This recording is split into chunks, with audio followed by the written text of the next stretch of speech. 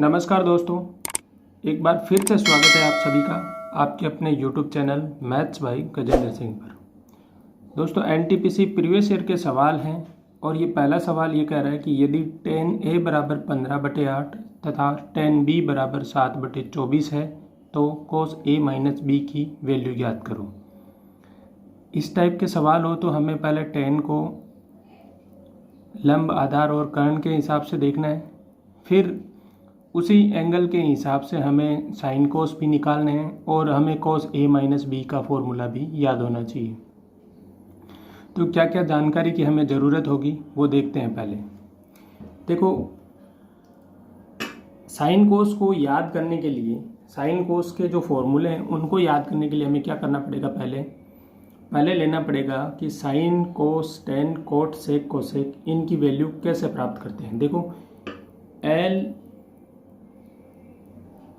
L बटा के ए, ये लाल बटा कक्का, ये फॉर्मूला है। इस फॉर्मूले के हिसाब से हमें क्या देखना है कि पहला जो आएगा एल अपॉन के, ये होगा साइन के लिए, तो ये हो गया साइन के लिए,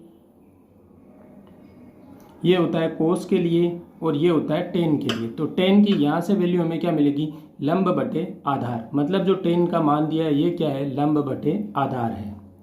तो पहले तो यहाँ से हम लेंगे कि टेन ए जो होगा क्या, लंब बटे आधार होगा और इसकी वैल्यू क्या दे रखी है अपने को, 15/8। अब टेन बी जो भी लंब बटे आधार होगा और इसकी वैल्यू 7/24 दे रखी है। इन दोनों की वैल्यू हमें पता चल गई कि लंब बटे आधार की वैल्यू क्या है, लेकिन लंब आधार तो आगे अपने पास एक कर्ण की ज़रूरत अपने को होगी। तो इन दोनों में अलग अलग ए और बी के लिए हम क्या करेंगे, पहले कर्ण भी निकाल लेंगे। इससे पहले भी हमें किसकी ज़रूरत होगी, हमें पता है कि कोस ए माइनस बी का फॉर्मूला क्या होगा, वो याद होना जरूरी है। जब वो याद होगा तो हमें पता चलेगा कि हमें किस किस की वैल्यू चाहिए। तो कोस ए माइनस बी का फॉर्मूला हम लिख लेते हैं। कोस ए माइनस बी का फॉर्मूला होगा कोस ए कोस बी प्लस साइन ए साइन बी। ये फॉर्मूला किसका होगा, कोस ए माइनस बी का फॉर्मूला होगा। तो मुझे कोस ए की वैल्यू चाहिए, कोस बी की वैल्यू चाहिए, साइन ए की वैल्यू चाहिए और साइन बी की वैल्यू चाहिए। कहाँ कहाँ से मिलेगी ये, टेन ए से हमें मिलेगा कोस ए साइन ए और टेन बी से हमें मिलेगा कोस बी साइन बी। तो पहले हम इससे कर्ण निकाल लेते हैं। तो यहाँ से कर्ण निकालेंगे तो वो क्या आएगा, कर्ण होता है अंडरवुड लंब का स्क्वायर प्लस आधार का स्क्वायर। यहाँ से हम देखेंगे कि 15 का स्क्वायर प्लस 8 का स्क्वायर और इसका हम क्या करेंगे, अंडरवुड। तो 15 का स्क्वायर 225 प्लस 8 का स्क्वायर 64 और इसका क्या करेंगे, अंडरवुड। जोड़ देंगे तो ये क्या मिलेगा अपने को, 5 और 4 9, 6 और 2 8 और ये 299 का अंडरवुड। तो यहाँ अब ये 299 का अंडरवुड करेंगे तो यहाँ से हमें के की वैल्यू क्या मिल जाएगी, 17 मिल जाएगी। अब यहाँ से लेंगे हम साइन की वैल्यू। साइन ए बराबर क्या होता, साइन का फॉर्मूला क्या होगा, लंब अपॉन कर्ण। तो हम लेंगे लंब अपॉन कर्ण।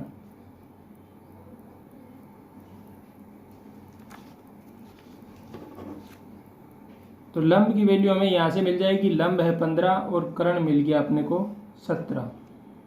ठीक है। अब इसी प्रकार से लेंगे, यहाँ से क्या लेंगे, टेन बी। तो टेन बी से हमें मिलेगा ये लंब और ये आधार, ये क्या हो गया 7/24। तो हमें यहाँ से निकालना पड़ेगा कर्ण, ये किसके लिए, बी के लिए।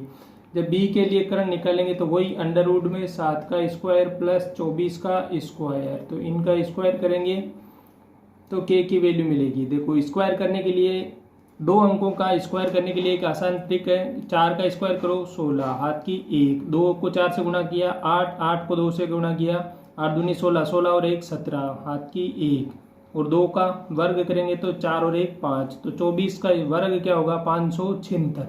तो हम लिखेंगे यहाँ पे 24 का वर्ग 576 प्लस 7 का वर्ग गुण 50। इनको जोड़ेंगे तो 9 और 6 15, हाथ की 1, 4 और 7 11 और 1 12, हाथ की 1, फिर से 5 और 1 6, तो 625 का अंडरवुड करेंगे तो के की वैल्यू मिलेगी 25। ठीक है। के की वैल्यू ये किसके लिए मिली है, बी के लिए, तो यहाँ से मेरे को क्या मिल जाएगा, साइन बी की वैल्यू, साइन बी की वैल्यू एल अपॉन के रखना है, तो एल का मान 7 और के का मान 25। देखो साइन ए मिल गया, साइन बी मिल गया, अब मेरे को चाहिए कोस ए, तो हम कोस ए के लिए क्या लेंगे, आधार अपॉन करण, तो आधार अपॉन करण, तो आधार की वैल्यू क्या है अपने पास, यहाँ से आधार है अपने पास 8 और करण है 17। इसी प्रकार यहाँ पे देखेंगे तो कोस बी की वैल्यू क्या होगी, आधार अपॉन करण, तो आधार कितना है, यहाँ पे आधार कितना है 24, तो आधार 24 और करण 25। तो मेरे पास साइन ए, साइन बी, कोस ए, कोस बी, इनकी वैल्यू आ गई है। अब मैं क्या करूँगा आगे, इनमें हम मान लिखेंगे, तो कोस ए की वैल्यू क्या है 8/17, कोस बी की वैल्यू क्या है 24/25, प्लस करेंगे हम साइन ए की वैल्यू क्या है 15/17 और साइन बी की वैल्यू क्या है 7/25।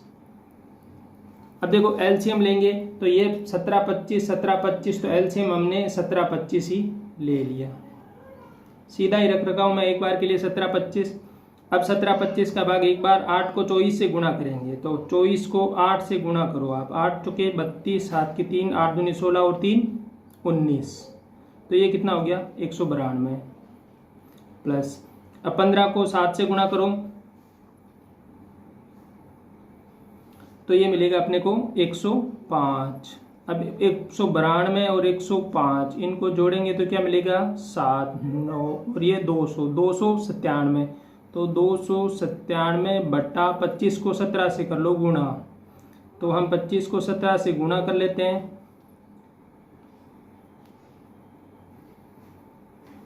पच्चीस को 7 से 25 7 175, हाथ की 17 और 25 और 17 25, 30 और 35 और 2 37, तो 375, तो ये हो जाएगा 375। फाइनल आंसर आ गया 297/375। ये वैल्यू अपने को क्या मिलेगी, कोस ए माइनस बी की वैल्यू मिलेगी। देखो ये सवाल क्या कर रहा है, यदि चिन्हों प्लस और गुणा तथा 3 और 2 को परस्पर बदल दें तो निम्नलिखित विकल्पों में से कौन सा विकल्प सही है। सवाल ये कह रहा है कि प्लस की जगह गुणा का निशान लगाना है और 3 की जगह 2 लिखना है और 2 की जगह 3 लिखना है। आपस में इंटरचेंज इनको करते हैं तो ऑप्शन लेके हमें चलना पड़ेगा। पहला ऑप्शन हम लेके चल रहे हैं। देखो 4 प्लस की जगह गुणा करना है तो 4 गुणा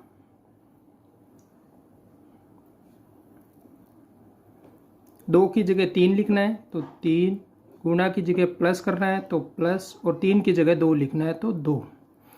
गुणा करेंगे तो 4 दूनी 8 और 4 3 12, 12 और 2 14, जो मिल रहा है अपने को 14, तो यहाँ पे भी 14 है, मतलब ये बराबर है। तो ए ऑप्शन भी अपना सही हो गया। और ऑप्शन देख लेते हैं। ऑप्शन ए तो अपना सही हो ही गया है, बट आगे भी ऑप्शन देख लेते हैं। जैसे 14 है तो 14 प्लस की जगह गुणा करेंगे, फिर लिखेंगे 3, 3 की जगह लिखना क्या है अपने को 2, गुणा की जगह प्लस लिखेंगे और 2 की जगह 3 लिखेंगे, तो ये 14 दूना 28 और 3 29, जो 4 के बराबर नहीं है, तो ये ऑप्शन नहीं होगा। अगली बार 4 की जगह 4 प्लस की जगह गुणा, 2 की जगह 3, गुणा की जगह प्लस और 14 के 14। आना क्या चाहिए, 3 की जगह 2 आना चाहिए। आ क्या रहा है, देखो 4 को 3 से गुणा करेंगे तो 12, 12 और 14 कितने होते हैं 26, जो बराबर नहीं है इसके। यहाँ देखेंगे 2 की जगह 3 प्लस की जगह गुणा, 3 की जगह 2 गुणा की जगह प्लस, और ये 4, तो 3 दूनी 6 और 4 10 हो रहा है, जो किसके बराबर नहीं है 14 के बराबर नहीं है। मतलब ऑप्शन ए सही हो गया, अपना राइट आंसर हो गया।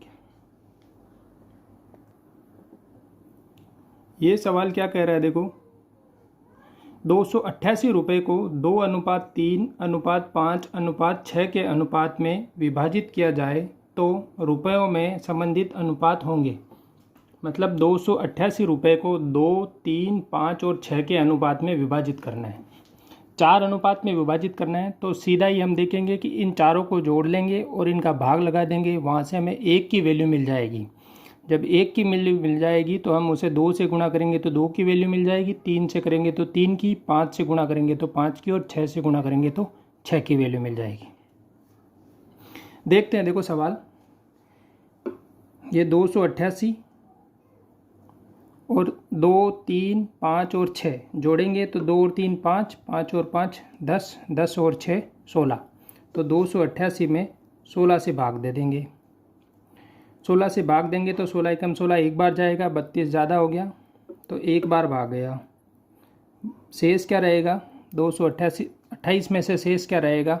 16 के 4 तो ये हो गए और 8 वो, तो 12, 12 में आगे लेंगे 8।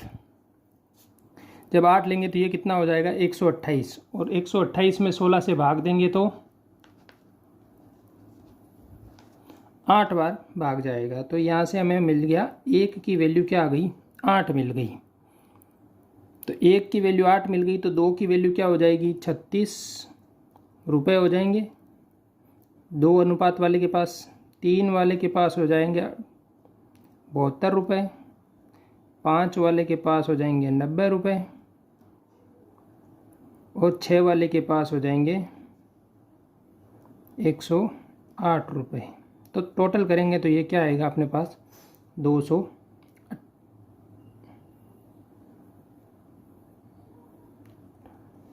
ये होगा 54 रुपये होगा भाई।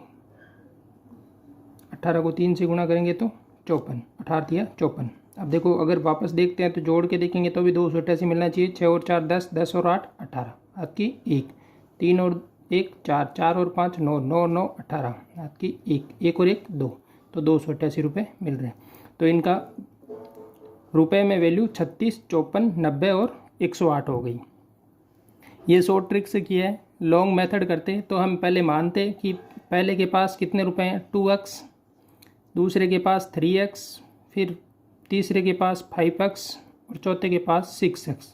फिर टोटल वैल्यू करते हैं, हम बोलते हैं 18x, और इस 18x की वैल्यू क्या है? 288 रुपये।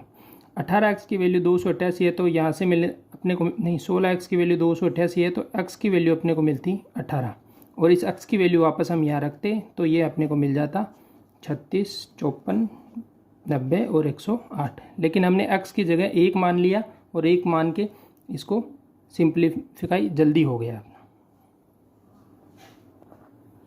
ये सवाल देखो फिर से कह रहा है कि माइनस को गुणा तथा 3 को 15 में बदल दो और फिर इसका मान ज्ञात करो। तो समीकरण दे रखी है, 3 को 15 लिखना है तो 3 को 15 लिख देंगे। प्लस का कुछ कहा नहीं है तो कुछ नहीं करेंगे। 12 की वैल्यू भी सेम रखेंगे। इसके बाद में इसने क्या कहा है कि 6 की वैल्यू में भी कोई चेंज नहीं है, भाग भी एज इट इज है। माइनस की जगह गुणा करना है, 4 का 4 रखेंगे, गुणा की जगह माइनस करना है और 15 की जगह 3 करेंगे।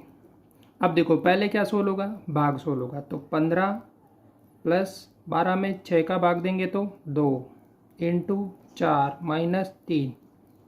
अब गुणा सोल्व करेंगे तो 15, 4 को 2 से गुणा करेंगे तो 8 माइनस 3, 8 में से 3 जाएंगे तो 5 और 15 और 5 हो जाएंगे 20। ये मिल गया अपने को फाइनल आंसर इसका। नेक्स्ट सवाल देखो क्या कह रहे हैं।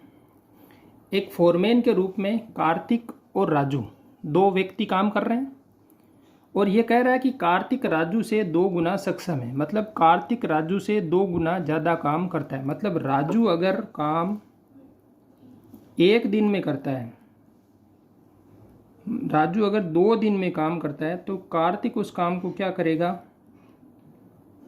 1 दिन में कर देगा। 2 गुना ज़्यादा सक्षम है मतलब उससे आधे समय में काम कर देगा।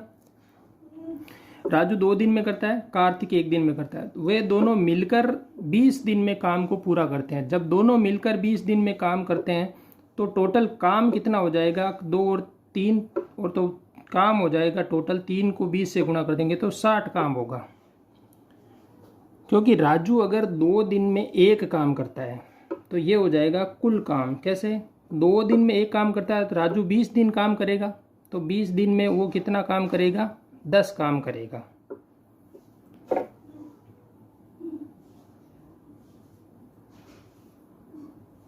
तो पूछा है कि राजू अकेला उसी कार्य को कितने दिन में पूरा कर लेगा। देखो रुको, 20 दिन कराना है काम, तो राजू 2 दिन में एक काम करता है, तो राजू 20 दिन में काम कितने करेगा, 10 काम करेगा। कार्तिक 1 दिन में एक काम करता है, तो 20 दिन में कार्तिक कितने करेगा, 20 काम करेगा। तो दोनों मिला के कुल कितना काम हो गया, 30 काम हो गया अपने पास। मतलब वो 20 दिन में 30 काम करेंगे। अब कह रहे हैं कि राजू अकेला उसी कार्य को कितने दिन में करेगा। काम 30 है, राजू 2 दिन में एक काम करता है, तो 30 काम को करने में 60 दिन लगेंगे, तो 30 × 2, तो क्या होगा, राजू को अकेले को काम करने में 60 दिन लग जाएंगे।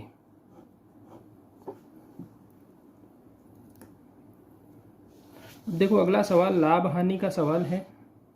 हम देखते हैं सवाल को क्या कह रहा है।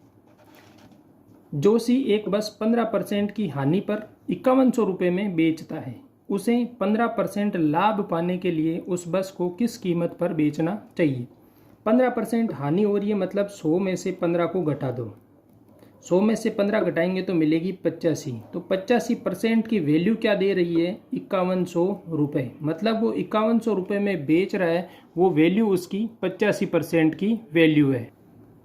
अब वो कह रहा है कि उसे 15% का लाभ चाहिए, मतलब 100 में 15 जोड़ दो, तो हमें क्या चाहिए, 115% की वैल्यू ज्ञात करनी है। जब 85% की वैल्यू 5100 है, तो 115% की वैल्यू हम फाइंड कर लेंगे। 5100 बटे 85, ये क्या हो गई, 1% की वैल्यू आ गई। अपने को चाहिए 115% की वैल्यू। तो देखो 17 से ये कटेगा 5 बार, 17 से ये कटेगा 3 बार, 2 0। 5 से ये वाला कट जाएगा, हम काट लेंगे वापस, 6 5 30, 60 बार। 115 को 60 से गुणा करेंगे, तो 115 × 60। 0 का हम 0 एज इट इज़ लिख देंगे, 6 से गुणा कर देंगे, तो 6 5 30, 7 की 3 आएगी, 6 और 3 9, और ये 6 से 6। तो टोटल वैल्यू अगर वो 6900 रुपये में बेचता है तो उसे 15% लाभ होता है। 5100 में बेचता है तो उसे 15% हानि होती है। अगर यही कहता कि उसका क्रय मूल्य क्या है, तो हमें क्रय मूल्य भी ज्ञात करने के लिए यहाँ 115 से गुणा नहीं करके हम किससे गुणा करते, 100 से गुणा कर देते, तो क्रय मूल्य हमें मिल जाता। अगला सवाल देखो क्या कह रहा है कि यदि w बराबर -2, x बराबर 3, y बराबर 0 तथा z बराबर -1/2 है, तो 2 कोष्टक w² plus x² plus y² का मान ज्ञात करो। देखो इन्होंने वैल्यू दे दिए अलग अलग, अलग अलग वैल्यू देके इन्होंने क्या कहा है, ये बोल रहे हैं कि w की वैल्यू कितनी है, -2, x की वैल्यू दे रहे हैं 3, y की वैल्यू दे रहे हैं 0 और z की वैल्यू दे रहे हैं -1/2। अपने से पूछा है कि 2 कोष्टक w² plus x² plus y² की वैल्यू निकालनी है। तो w x² y² z की वैल्यू हम निकालेंगे।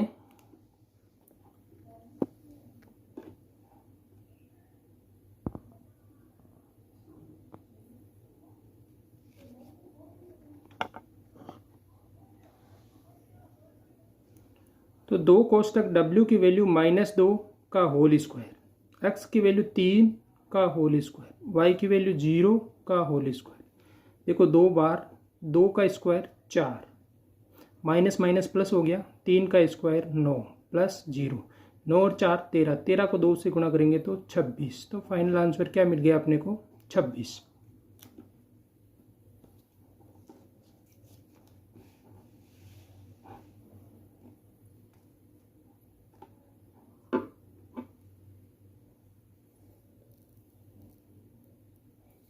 अगला सवाल कह रहा है कि 2 संख्याएं हैं और उनका गुणनफल दे रखा है।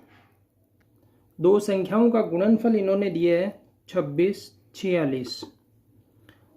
ये दोनों का गुणनफल है।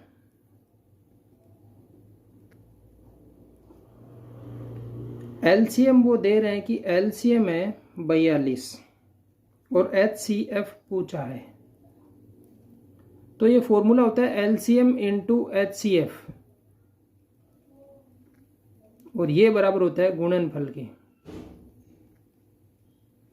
तो गुणनफल की वैल्यू हमें दे दी है 26, 46, एलसीएम दे दिया है 42, एचसीएफ का मान पूछा है। तो एचसीएफ की वैल्यू हमें मिल जाएगी 26, 46 बटे 42, भाग दे देंगे।